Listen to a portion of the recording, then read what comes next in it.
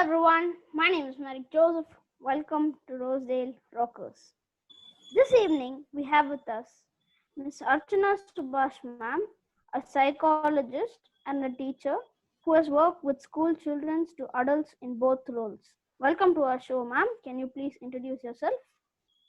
Thank you, Merrick. I've been watching your interviews and I'm so glad to have the opportunity to interact with you. So, like you rightly said, the two roles that I really enjoy doing are teaching and being a psychologist. I do a few other things also, but I think we need not go into that because today's discussion, I think we want to focus on areas which are related to school children and where psychology comes into play. So yes, my definition is that I'm a counseling psychologist. Thank you, ma'am. Let's move on to the questions. Why do some children bully others, are harmful and hurt others in school? Yes. I guess you also, which standard are you studying in? Which class are you studying in, Merrick? Sixth, ma'am. Sixth. So in all these years of schooling, I'm sure you have come across bullies, right? And that's what probably makes you ask this question. So why is it that some children are nice and why is it that some children are bullies? And bullies, we know that they are the type of children who will probably get kids into a corner and hit them or trouble them physically and also, in a little emotional way also. So now why do children become bullies? There are many reasons, but one of the key reasons is that bullying is a learned behavior. No child is born being very nasty or aggressive. Okay, there could be differences in aggression in children, but this is a learned behavior. So somewhere a child who's displaying bullying behavior is watching an adult, is in close contact with an adult. So it could be in his home environment or a little extended environment. At school, he's seeing senior children behave like that, and he thinks that that is a very smart or a nice way of gaining control over others. So one reason is that, and definitely somewhere where parents are not able to be mindful of the child's behavior, so they haven't been able to observe that the child is, because bullying is it's cruel, right? It's not good behavior. So parents have not been able to observe or they are ignoring it. So then that behavior continues. In a nutshell, I'll say that. So that's what makes a few children become bullies.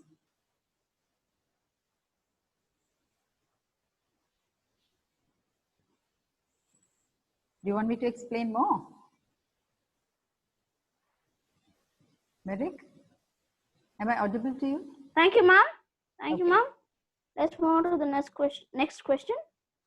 Is punishment the only way to correct their behavior?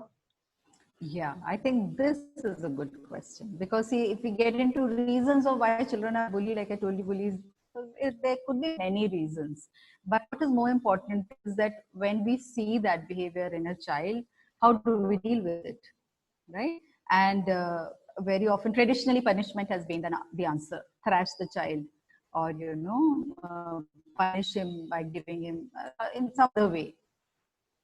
Well, in psychology, punishment, or generally as a teacher also, I've been a teacher and I know that punishment has its value provided a lot of conditions are met. So for instance, punishment should never be physical in nature. It should never be very harsh.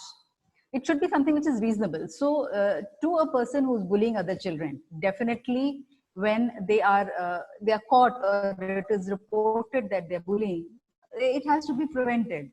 So the way to deal with this is, like, let's say a child reports that a classmate has bullied him. Like when I was a teacher, I would have some children come to me and say, "Ma'am, this child has pinched me or nudged me." So my response at that time would, rather than shout at that child who has done it, I would say, okay, I mean, if I believe that this has really happened and the child is also looking guilty, or other children are saying, yes, ma'am, he had actually pinched this child. So I would say that, well, you have a right to pinch this child back or give him a nudge or whatever. So unless, of course, it wouldn't, I never encouraged them thrashing each other, but it was something something small like a pinch or something, I would encourage the other child to give it back. So one, what happens here is it's fair and square. If you give something, you're getting something back in return. Second thing is the bully also understands that this is like suddenly he or she is in highlight. So they know that they can't get away. It's observed. And secondly, that's the immediate response. Later on, the more important task is to change these children, because see, in a home or in a school, these are two environments where we have to nurture children and make sure that they turn out to be healthy and loving and good human beings, right? Good citizens, not children who are mean and cruel. So it's a long-term approach, because the teacher has to intervene. She or he has to make sure that the child knows that they are under observation and their behavior is not acceptable. And then there are many things like time out or preventing them. It should be in agreement. The bully should know, or the child who does such things should know that next time they do such a thing, there'll be some privilege taken away from them. It could be not allowing them to participate in something they love, not allowing them to participate in games or something like that. So it's punishment, if we want to call it punishment, should be something which is fair. It should not be harsh or physical. But yes, when a child who's turning out into a bully, that behavior definitely has to be checked, because this child, when he grows up, will be much more harmful to society and to himself. So some form of, I can say, checks and balances have to be imposed. Okay. Thank you, ma'am. Let's move on to the next question. Yeah. What should we do if they bully us?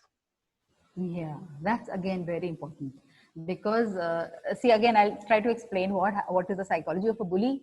The bully thinks that they are the ones in power, right? Because they walk around with that swagger, with their shoulders all straight, and normally they'll walk with a gang. In your school, have you noticed the bullies will never walk alone? And especially at the time when they're bullying a child, they'll have somebody for company, because that's what gives them a little bit of a feeling of power. The fact is, inside of themselves, they are not brave, they are actually cowards. That's why they need the support of all this, rough behavior and aggressive behavior, and they need cronies with them. So a child who is subjected to bullying behavior, it's normally these bullies will pick on children who are weak. So already the child is a little timid or a little scared, and then he's being bullied. It's very hard for the child to do something. So many times children take in a lot of bullying and they're tortured and they don't open up. So it's very hard to, like, if I say the child, really the first thing the child should do is report this. They have to report it to somebody they trust. So in their homes, they have to come back and report this. At school, it's the teacher's responsibility to listen to children when they say they are being bullied. But the thing is, how does a weak or a timid child take that behavior, right? I mean, he or she doesn't know they have to even report this. So we need to make, it's the school's responsibility or the parents' responsibility to make the child aware that if somebody subjects you to a behavior which is not good, they pinch you or they hit you or they talk badly to you, abuse you, you have to come and let us know, right? So reporting by the child is necessary, but before that, an awareness has to be spread in schools that this kind of a behavior might be happening. We don't encourage it, and if there are children doing it, you can come forward without any feeling of shame or fear and report it to us so that we can take corrective action. So this will prevent a little bit of the bullying behavior. It's not so easy for bullying behavior to go away. One needs to really work on them. Okay, so reporting it to the concerned people, adults, loving adults, is a good way, because then they can be comforted, right? Thank you, ma'am. Let's move on to the next question. What would be your advice to children like us? Yeah. So children like you, now you, for instance, are a smart youngster, right? And I'm sure if somebody tries to bully you, you're not going to be silent. But it can be that if it's a older child and he's really being threatening to you, you at that point you're a little confused, right? How to behave, because you might have liked that person because they were maybe good at sports. Many of these bullies are usually strong and big, and they'll be very good in sporty activities. So that's where they can impress, or they can have a crowd following them. So which is fine. So what is important is for each children. So this is where the role of a home, a parents, or the role of a school comes in, that to ensure that there are no timid or very quiet children. It's the role of a teacher. Like for instance, again, I'll come back to my example. When I was a teacher, I used to teach the third standard. I would ensure that the quiet children, because I know that the quiet children have a lot to say and they're not dumb. They're just maybe scared to open up. So I would make sure that they come to the forefront. I would give them opportunities to speak or participate in things. So what happens is then when they get a voice to speak, then anything unjust that happens to them, there also they'll be able to, they'll be able to speak up. So it's very important for all children to be aware. These things happen. They will continue to happen. There will be children who are a little mean and cruel, who have a tendency to hurt others. Reason for that is somewhere they are getting such a behavior at home, which is unfortunate. So somewhere the home environment is not loving and nurturing. So somewhere they have learned that the way to behave with others is again in this way. But then the person who's at the receiving end, or other children, they have to understand that they don't have to take that in. And they must report it, they must deal with it. Ideally, we have to empower the other children to deal with bullying behavior. But here I'll also say that the person who's a bully, the child who's a bully, also needs to learn to come out of that behavior, so that one day when he grows up, he is not lonely and people don't hate him.